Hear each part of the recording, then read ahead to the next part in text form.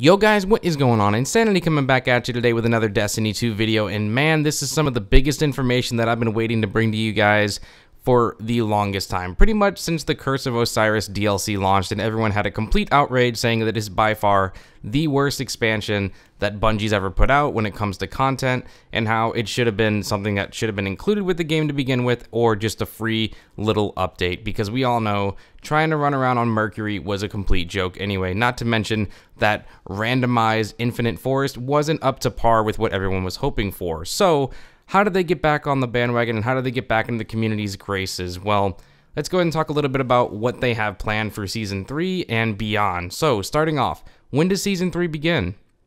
May 8th. Everything's going to begin on May 8th with the launch of Expansion 2, and they did indeed give it a name. It's called Warmind. Now, what's going to be in this particular expansion? It goes just like this.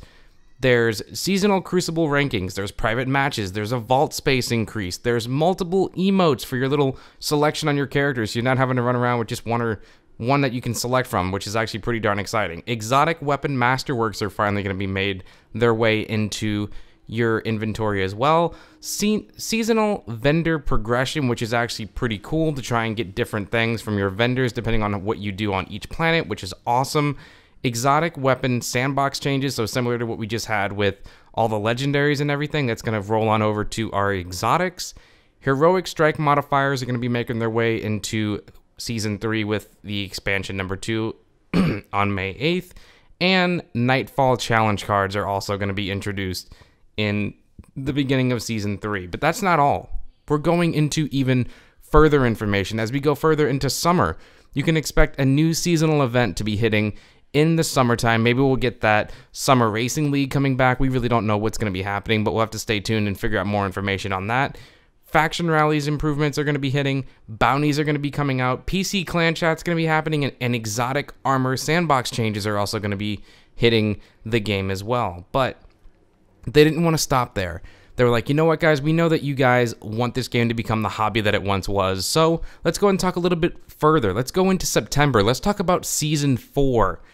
That's crazy, right? And this is really what I really wanted to go ahead and try and focus the beginning of this entire video and the thumbnail and the title and where everything really comes into play. And that is September with Season 4 is going to give us gear collections. It's going to give us records. It's going to give us weapon slot changes and weapon randomization.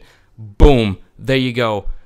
We have no idea exactly what this is going to mean, but all I can say is we are finally going to start getting some variety in all of the different builds, and everyone that tries to make something a little bit different based on your playstyle, you're going to be able to find it with your Guardian. So with that being said, guys, what do you think? I know it's not exactly the greatest thing in the world, but to sit there and finally get some concrete information on what you can come to expect from Expansion 2, Season 3, and beyond is actually pretty damn exciting. So thank you, Bungie, for telling everyone about this, but there's more.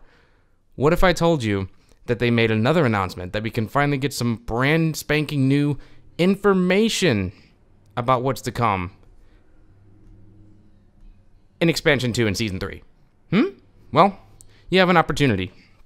Starting on April 24th, the dev team is going to start jumping into some Twitch streams to showcase what's going to be coming in the Warmind DLC and Expansion number 2, where we're going to finally see all new Crucible maps, which in case all these Crucible maps are going to be open to all players in the matchmaking space. You do not need to have an expansion at all or a season pass or anything to get access to these maps, which is absolutely awesome. You're going to get a glimpse of what's to come in the brand new Warmind Crucible game mode that these maps are being made for, which is pretty cool.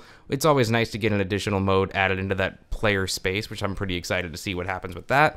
And of course, maybe the new locations meet the enemies and the heroes that we're also going to be running into on this new adventure in Expansion number 2.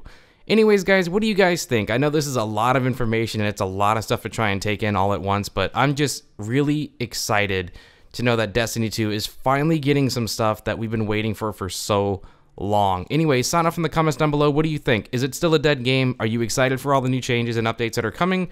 And are you going to be playing the Warmind expansion when it goes live? Because I know I will. Like if you haven't, sub if you're new, and I'll see you all in the next one. Peace out, guys.